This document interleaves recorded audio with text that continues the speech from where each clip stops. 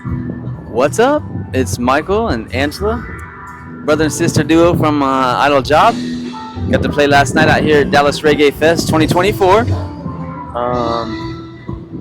Lots of legends and legends in the making out here. It's a good time. Peace. Nice to meet everyone. So Idoljob began as a passion project, is what I've been told, covering classic reggae tunes before venturing into the original music in 2014. What inspired this transition, and how has it influenced your identity as a band? The inspiration is, strictly from, you have to know where it's been before you can get where you're going, and it takes a long time to find an identity and a sound that is truly your own, because they say imitation is the biggest form of was it flattery or something like that, or whatever it is, and so you emulate who you want to be, and that's how it starts. And then somewhere in there, when you start mixing everybody's backgrounds and really letting everybody in the band be themselves and have their freedom and their musical opinion put out there, it really creates its own, and you have to kind of let go in order to find it. So that's kind of what we did. That was a transition, and it took us a while, but we finally found something where it's like, oh, that's an Idoljob sound. We don't sound like anyone else, and and we're happy with it. So, what made you guys become musicians? Our dad was a drummer. Okay. Our grandfather's pianist. Mom was a musician as well. We got a very musical family, so I grew up on my dad's knee, when he's drumming, bouncing around. And then 5th grade, started violin. She played violin, choir. So we didn't really have a choice, I guess, is the answer to that. Short answer to the long question. A real musically inclined family, it kind of falls into place, right? Yes, absolutely. So your guys' music is known for its rootsy vibe and the ability to get people moving. Can you share the creative process behind capturing this energy in your songs? I don't know that we can. That's kind of I kind of pride ourselves that our live show is better than our recordings. In my opinion, there's a few bands out there that I feel that way about, and always have. Like, you listen to Steel Pulse I love them recorded. Even Dave Matthews Band, love them recorded. When I go see them live, though, you can't beat it. You can't. It's hard to capture that, and I'm more of a live music fan, so it's we're kind of that way. So as far as we don't really put much into that, we kind of just go in there and do our thing. And then let the producer and the engineers do their thing, and just finally come to an agreement where we're like, yeah, we're good. But in the end, does it capture it? I don't know that it ever can be for any band. I don't know. Live is so different.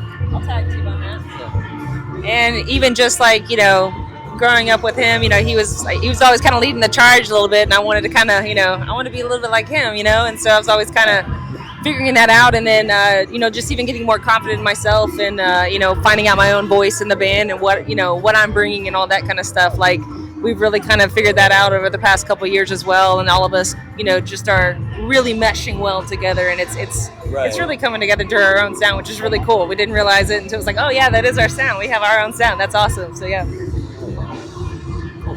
Hell yeah, that's a great answer. And having supported notable acts like the Marleys, Third World, UB40, what have you learned from those experiences, and how have they shaped your performances now? Yeah, like, once again, it kind of falls back to that same other question. You emulate who you what you see. You copy it, and so you see how smooth their shows are, and how their transitions and how they get audience participation, and you see that, and so you reflect, and how can I do better, and so absolutely everything you're watching, it's kind of like musical parents in a way. You grew up and you watch your parents, and that's kind of how you do. Music genre, the same thing. You kind of look up and you see what they do, and you try and emulate, and hope to grab that audience and make that connection the way they do. That's right. And your guys' band name is extremely unique. Can you share the backstory of that? And I knew this. My mom always told me this question would come up, and I told her the answer, and she's like, "You better come up with a better story than that." because it's boring. So, I mean, originally, I worked for a travel agency at the time, and so I was thinking of names, and it was me and a buddy, and we were in a car brainstorming. How about that? And we worked for, so we used with the phonetic alphabet, the military alphabet, for each letter, and so we were going to do Bob Marley's initials, which was Bravo Mike. Well, my name is Michael, and so I was like, man, I don't want to do that because it puts my name in there, and it looks like I'm trying to do that, and I'm not. And then we just started thinking, and this is way before American Idol. This is way back in the day, so it wasn't anything like that. But it was like, you looked at it and like, what's a job that everyone idolizes, but it's also kind of low key, and to play on words a bit. Instead of IDLE, it's IDOL. You idolize, and it's Idoljob. It's something that's easy to do. You just kick back, and also people kind of look up to you in ways, So it's a little play on words a bit. That's really it. And Texas might not be the first place people think when they hear reggae music.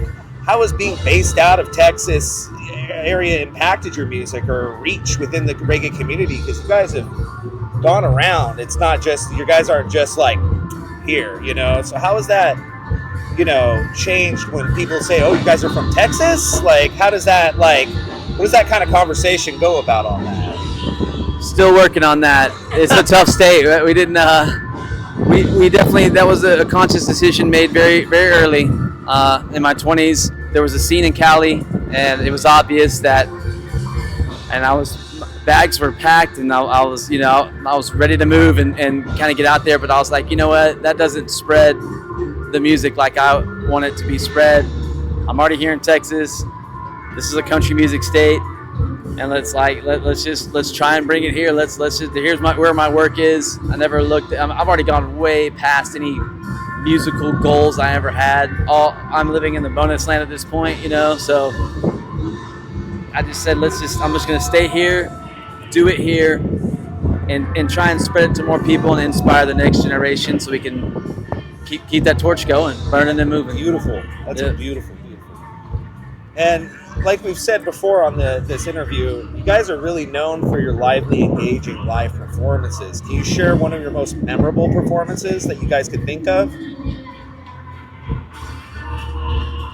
It was probably the supporting Stephen Marley. That show, that was a special kind of electric. It was an acoustic show, and so they asked us for an acoustic set, and so no one had ever heard that, and we kind of went to work and figured out what that would sound like, and you just went in there, and the energy was just palpable. You felt it. It was magical in a way, and for that one, I think that was just kind of one of those, like, are you kidding me? We're getting to play with Stephen Marley? That's insane, and one of those, just legends, right? Legend of a legend. And so that to me was probably one of those memorable. And then our family got to come out too. So his kids, nephews, so they were back there running our merch booth and things. So a whole family affair. So that to me was probably the top of the top. Yep, I agree with that. And I'll just add a little bit. Another one was Steel Pulse. When we got to open for those guys, there was something about that night that we as a band turned a corner and had a real complete show.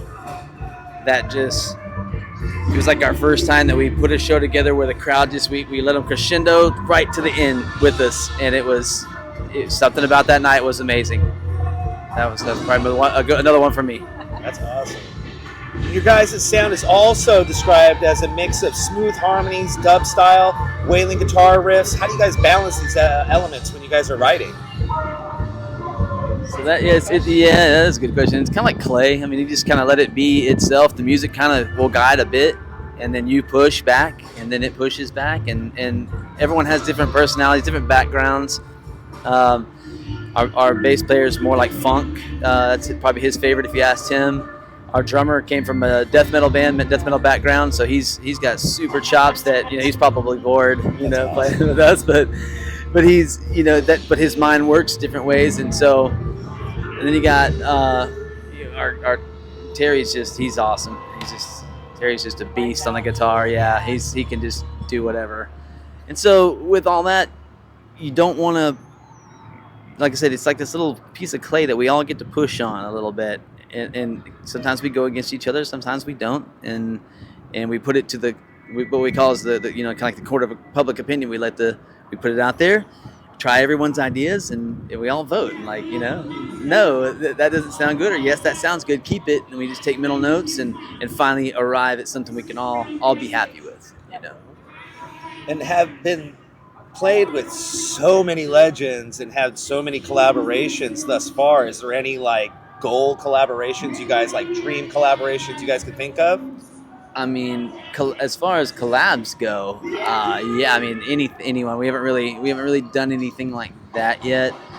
Outside of dubs. Yeah, outside of dub, like some dub, has some dub versions of our songs. Yeah, we've had some people do that. But as far as collabing, yeah, I would love to with many. Yeah, there's tons of yes. There's lots of goals out there. I bet. Yeah. Well, we're all shared in our goals. Another one is start to travel, right? You know, we got a great holding here in our state, and but also, you know, we were raising families and whatnot, and now we're to a point where we'd like to get, you know, out of just this market and you know, we have a show down in San Antonio, Reggae Under the Stars, another festival in mid-May, and so that's our first kind of jaunt with this group since 2014 to really get out there and just spread it to another market, right? Go see what's up in another part of the world. And so you know, now it's goaling as far as like, all right, who do we link up with? Let's do some Texas legs, Colorado, California. You know, you have it just kind of doing little legs and things like that to support. So start small and maybe go from, you know, it can only go bigger from there, right? Oh, fuck yeah. And is there any kind of advice you guys would want to give to like new upcoming, like young artists that are trying to get into the reggae from Texas at that? Yeah, stick with it. It's a hard battle. Stick with it. Stick to your guns. Keep playing reggae. Don't stop that. Don't let anyone, tell you can't. Just do it. Stick with it. Like I said, it's a rough road here, but it needs to happen. You know, someone has to put that work in too, just to soften it up around here, so that it can grow. And so I just say, don't give up, because it is rough. You know, you just don't. A lot of nights of playing to the just the bar staff, and you got to just believe in yourself and make it happen. Yeah, make sure that just make it happen, and consistency. Stick with it. It will grow. Are there any upcoming projects or anything that you guys want to mention right now? Always want to mention this right here. Like I said, this is kind of we've been since the inception of this. This was a playing on a flatbed trailer in a park is how this started as a lively fest, and now, I mean, big stage, dual stage, legends coming here. It's to see the genesis of that is just amazing. And what was the question again? What's next for us? Oh yeah. Just want to mention, but just this, I'm just so proud of this, you know, as our home thing. As far as that, I mean, we're constantly looking for opportunities and doing things that, you know, that we got another show here locally, and then we're playing a festival in May, Reggae Under the Stars, just outside of San Antonio. Here some music, working on new music. Oh yeah, always working on new music. We've kind of submitted to just release a single.